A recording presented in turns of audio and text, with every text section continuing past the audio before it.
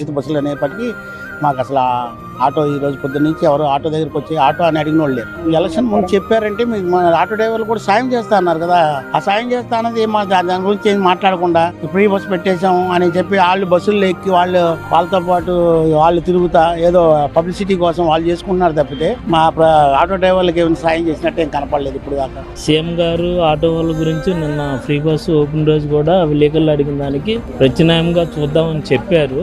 అది చూడటం ఎంతవరకు అనేది ఏంటనేది మాకు ఇంతవరకు క్లారిటీ లేదు. ప్రెజెంట్ ఈ రోజు అయితే ఇంతవరకు కొంతమంది బోనీలు కూడా కారణంలో ఉన్నారు. 1,02,000 కోటి మంది డ్రైవర్లకి రాష్ట్రం మొత్తం మీద చాలా ఇబ్బంది, తినడానికి కూడా చాలా కష్టంగా ఉంటుంది. రాబోయే కాలంలో ఇంకా 3 సంవత్సరాలు చాలా ఇబ్బందిగా గురి అవుతాం మేము. కిస్తీలు అంటే ఇంకెక్కడండి, తినడానికి లేదు, కిస్తీలు ఎక్కడ కడతామండి?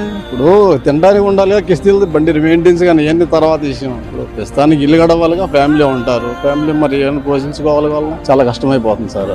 ఓలా ఊబర్ అండి అయిపోయిన తర్వాత ఎలాగలాగా కిరాయి కట్టుకోవాలా లేదా అని ఆలోచిస్తున్న టైంలోనే ఇప్పుడు మళ్ళీ ఫ్రీ బస్సులు అన్నారు. ఈ ఫ్రీ బస్సుల వల్ల ఆటోలు ఇది లక్షల్లో ఉన్నాయి. అందరూ కొత్త ఆటోలు చాలా దించారు. ఈ జీవనోపాధి లేక ఆటో మీదే బతుకుతున్నారు చాలా మంది. మరి ఎలా బ్రతకాలి ఏంటి, అసలు ఈ జీవనోపాధిని ఎలా కాటించాలి? మరి పిల్లలు చదువులు ఉన్నాయి, ఉద్యోగాలు లేక ఆటో మీద పట్టుకున్నారు అందరూ. ఏం చేస్తాం సార్, ప్రయాణికులు దిగడానికి బాగానే దిగుతున్నారు, ఆటోలు ఎక్కుతామని చెప్పేసి మేము ఆశపడుతున్నాం. వాళ్ళు ఏం చేస్తున్నారు, ఆటోలు ఎంతసేపటికి ఫ్రీ బస్సు వదిలేరు కదా, మీ ఆటోలు ఎందుకు ఎక్కాలి అని చెప్పేసి అన్నారు.